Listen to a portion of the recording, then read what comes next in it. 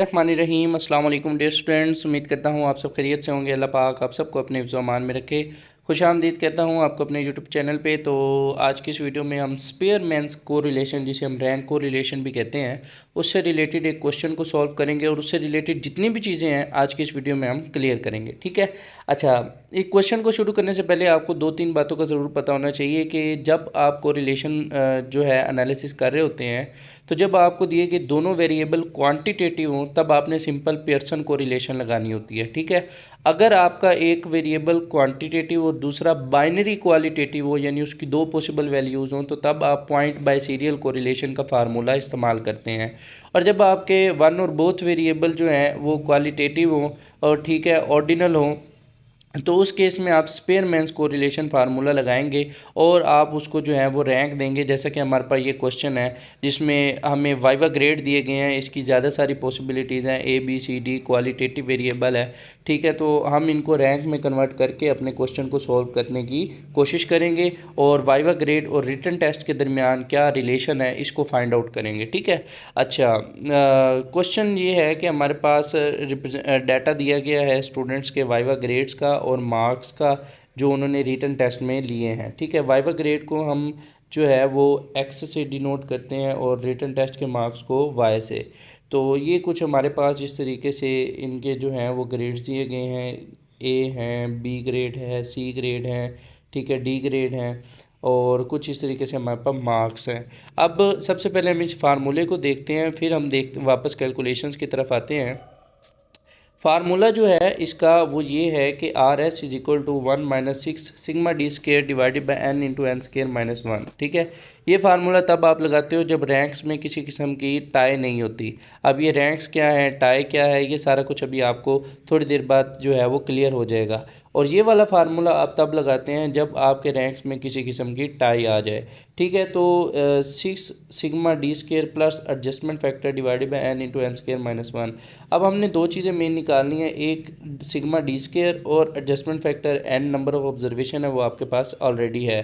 तो ये दो चीज़ें निकाल कर आप अपने जो है स्पेयरमैन कोरिलेशन कोएफिशिएंट जिसे आर एस से ज़ाहिर कर रहा हूँ इसकी वैल्यू को फाइंड आउट कर सकते हैं। ठीक है। अब जी सोल्यूशन की तरफ चलते हैं।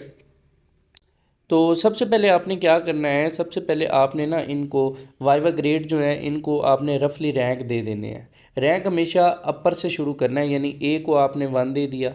ठीक है। दूसरा ए यहाँ पे मौजूद है, इसको आपने 2 रैंक दे दिया। ठीक है। उसके बाद आपने क्या करना है, बी आएगा, बी को आपने 3 रैंक दे दिया। उसके बाद सी है, इसको 4, इसको 5, इसको 6 और डी को 7 और डी को 8। ये हम अभी टेम्पोरेरी रैंक दिए हैं, ये ओरिजिनल रैंक नहीं है। इसको ज़रा समझना है आपने। ये टेम्परेरी रैंक मैंने दे दी हैं। ठीक है। तरतीब के साथ सबसे पहले ए को देने हैं। अगर ए के है तो 1, फिर उसके बाद दूसरा ए है तो उसको 2। ठीक है। और फिर बी को 3 दे देना है, सी के है 4, 5 और 6 और डी है 7 और डी है 8। ठीक है। ये रैंक मैंने इसको टेम्परेरी दे दिए। अब ओरिजिनल रैंक आपने कैसे बनाने हैं वो ज़रा गौर करना है। यहाँ पे आप देखें तो 2 ए है, यानी इनके दरमियान टाई आ रहा है। 3 सी हैं, सी 3 ग्रेड्स हैं, इनके दरमियान टाई आ रहा है और यहाँ पे डी भी 2 हैं, इनके दरमियान भी टाई आ रहा है। अब जब टाई आ रहा हो तो इस केस में आपने ना एवरेज जो है रैंक निकालना होता है। हम ओरिजिनल रैंक देने की तरफ जा रहे हैं। सबसे पहले आपने ए को रैंक देना है, लेकिन ए 2 हैं। ठीक है। तो ये इसको आपने रैंक कौन सा दिया, सबसे पहले आपने इस ए को 1 रैंक दिया और इस ए को 2 रैंक दिया। आप इसका एवरेज निकाल लो। एवरेज के लिए आपने क्या करना है ये आप देख सकते हैं। तो ए के लिए एक रैंक 1 दिया था, दूसरा 2 दिया था, दोनों को जमा करके 2 पे डिवाइड कर दें तो रैंक आपके पास आ जाएगा 1.5।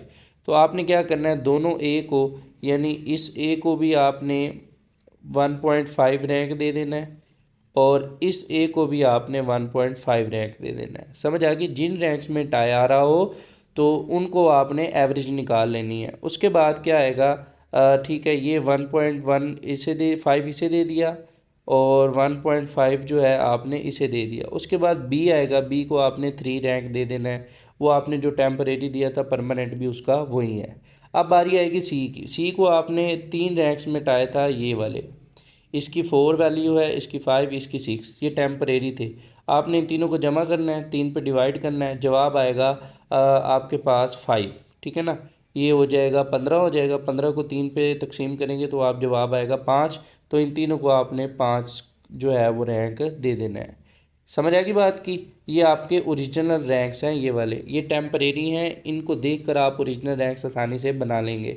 अच्छा, उसके बाद है डी की बारी आ गई। डी में दो रैंक्स में टाया था, एक को 7 दिया है और दूसरे को 8।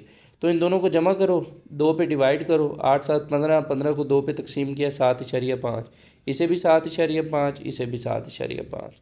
तो इस तरीके से आपने ये जो एक्स की तमाम वैल्यूज़ हैं वाई व ग्रेड, इनको आपने रैंक्स दे लेने हैं। समझ आएगी बात की। अब आ जाओ जी, वाई को रैंक देने हैं आपने। सबसे पहले टेम्परेरी रैंक दे लो। हायर से शुरू करना है, हायर मार्क्स है 65, इसको आप 1 रैंक कर दो। उसके बाद जो है उसके बाद आएंगे 58 मार्क्स, उसको आप जो है वो 2 रैंक कर दो। उसके बाद आएंगे जी 56 मार्क्स हैं, इसको 3। इस तरीके से करते करते ना आपने सब जो है मार्क्स को आपने रैंक दे लेने हैं। ये आपके टेम्परेरी रैंक्स आ जाएंगे। अब इनमें देखो कहीं टाई है, टाई आ रहा है 50 और 50 के दरमियान। समझ आ रही बात की। तो ये दो जो है हमारे पास टाई आ रहा है, इसमें 6 और 7 आपने टेम्परेरी रैंक दिए थे, इनको प्लस करो 13 हो जाएगा। 2 पे डिवाइड कर दो, वो आपके आ जाएंगे क्या कहते हैं 6.5। तो इनको आपने 6.5 जो है वो रैंक दे लेने हैं। बाकी सारे वही तरतीब से हैं क्योंकि कहीं भी किसी किस्म का टाई नहीं है।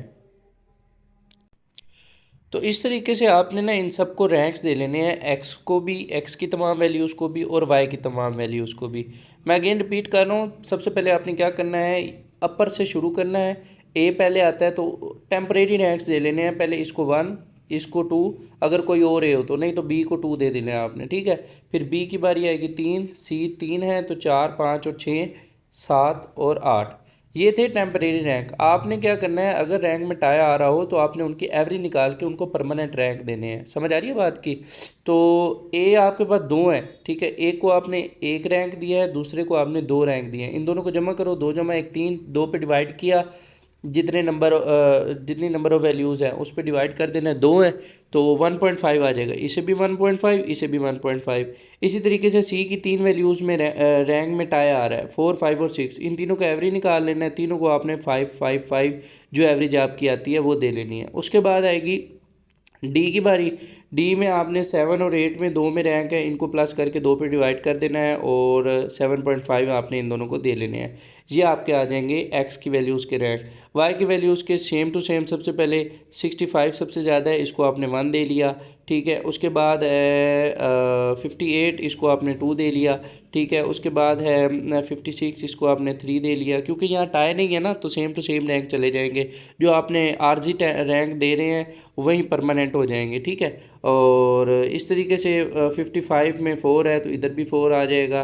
5 किस पे है, 52 पे है तो यहाँ भी 5 आ जाएगा, ठीक है। उसके बाद 6 है 50 और 7 है 50। यहाँ पे रैंक में टाई आ रहा है तो 50 के जो है नंबर उनमें टाई आ रहा है, तो आपने क्या करना है 7 और 6, ये जो 6 है और ये 7 है, इनको जमा किया, 2 पे डिवाइड किया तो आया 6.5। इस 50 मार्क्स के लिए भी आपने 6.5 कर देना है और इस 50 मार्क्स के लिए भी आपने 6.5 कर देना है। उसके बाद जो है वो क्या कहते हैं 8 रैंक आपने इसको दे लेना है। ओके हो गया, ये रैंक आपने दे लिए। अब क्या करना है आपने डी स्केयर रैंक एक्स में से, ठीक है, रैंक वाई को माइनस कर दो या वाई में से एक्स को माइनस कर दो, उसका स्केयर ले लो। 8 में से 3 के 5, 5 का स्केयर आ गया 25। इस तरीके से 6.5 में से 5 के 1.5 बचा, उसका स्केयर आया 2.25। इस तरीके से जैसे एक्स में से वाई माइनस कर लो या वाई में से एक्स माइनस कर लो, जो आपका दिल करता है, उसका स्केयर ले लो, ये डी आ जाएगा, डी स्केयर आ जाएगा। इसको एंड पे आप क्या कर लो, सम कर लो, तो ये आपके पास सिग्मा डी स्केयर आ जाएगा। क्लियर होगी कहानी। तो ये मैंने कैलकुलेशन हल की है। ए में जो टाई था, सी में जो टाई था और डी में जो टाई था, उनके परमानेंट रैंक्स निकालने के लिए। और यहाँ 50 वाई में 50 मार्क्स पे टाई था तो ये 6.5 उसका आ जाएगा आपका परमानेंट रैंक। ओके हो गया। अब क्योंकि रैंक्स में टाई था, ये फार्मूला तो लगेगा नहीं, फार्मूला लगेगा ये। अब हमें एडजस्टमेंट फैक्टर निकालने हैं सबके। करना क्या है, आपने एडजस्टमेंट फैक्टर निकालने के लिए एक्स की जितनी वैल्यूज़ में टाई आ रहा था ना, आपने उन सब का एडजस्टमेंट फैक्टर निकालना है। मिसाल के तौर पर ए की 2 वैल्यूज़ में टाई आया था तो मैं जो है ना निकालूंगा adjustment factor for a. Clear है कहानी। अब इसमें आप ये देखो कि फार्मूला होता है T cube minus T divided by 12। अब टी क्या है, टी से मुराद नंबर ऑफ़ वैल्यूज़ हैं जिनके दरमियान टाई है, यानी ए की 2 वैल्यूज़ में टाई था ना, तो मैं टी की जगह 2 पुट करूँगा। 2 का क्यूब -2 डिवाइडेड बाई 12, आंसर आ गया 0.5। यानी जो ए के नेक्स्ट में टाई आया है उसका एडजस्टमेंट फैक्टर है 0.5। इसी तरीके से एक्स की वैल्यूज़ में दूसरा टाई था सी की जो रैंक थे, तो उसमें 3 वैल्यूज़ में टाई था, तो मैंने टी की जगह 3 पुट किया, इसका आंसर निकाला, एडजस्टमेंट फैक्टर आया 2। इसी तरीके से डी की 2 वैल्यूज़ में टाई आया था, ठीक है, तो मैंने टी की जगह 2 पुट किया और 2 का क्यूब लेके हल किया, तो मेरे पास आया 0.5। तो एक्स की जितनी भी हमारे पास वैल्यूज़ थी उसमें 3 जगह पे टाई आ रहा था, एक ए की वैल्यूज़ में, सी की वैल्यूज़ में और डी की वैल्यूज़ में। तो इस तरीके से आपने तीनों का एडजस्टमेंट फैक्टर निकाल के इसको सम कर लेना है, तो उसे हम कहेंगे टी ऑफ एक्स, यानी एडजस्टमेंट फैक्टर ऑफ एक्स। तो इसकी वैल्यू आ गई 3। सेम इसी तरीके से आपने क्या करना है, वाई की वैल्यूज़ के लिए एडजस्टमेंट फैक्टर निकालना है। वाई की वैल्यूज़ में सिर्फ 50 पे आपको टाई मिला था और वो 2 वैल्यूज़ में टाई था, तो टी की जगह मैं 2 पुट करूँगा, तो वो फार्मूला लगा के आया 0.5। तो वाई की जितनी भी वैल्यूज़ था उनका टोटल एडजस्टमेंट फैक्टर है 0.5। अब मैंने टोटल एडजस्टमेंट फैक्टर जो एक्स और वाई दोनों में है मैंने उसको निकाल लेना है। 3x की जितनी वैल्यूज़ में एडजस्टमेंट फैक्टर है और वाई की वैल्यूज़ में एडजस्टमेंट फैक्टर है, इसको सम किया तो टोटल ये आ जाएगा। बस सिंपली अब आपने इसको फार्मूले में पुट कर देना है, ठीक है। 6 सिग्मा डी स्केयर था 54, एडजस्टमेंट फैक्टर है टोटल 3.5। एन था हमारे पास 8, इधर आएगा 8 का स्केयर -1, ठीक है। तो इसको आपने सॉल्व करना है, तो आपके पास आंसर आ जाएगा 0.3502। अब इसकी इंडिकेशन है, आपको पता है कि आर की वैल्यूज़ जो है वो 0 से लेके 1 तक रेंज करती हैं। तो ज़ीरो से जो आपकी कहानी है ना, एक होता है ज़ीरो, ठीक है, इससे लेके 0.5, ठीक है। यहाँ पर आता है वीक पॉजिटिव रिलेशन। तो ये वैल्यू आपकी इसी रीजन में फॉल कर रही है, कहीं 0.3 यहाँ कहीं होगा। तो इस तरीके से आपने कहना है कि ये इंडिकेट करती है कि वाइवा ग्रेड और रिटन टेस्ट मार्क्स में एक वीक पॉजिटिव रिलेशनशिप मौजूद है। क्लियर होगी कहानी।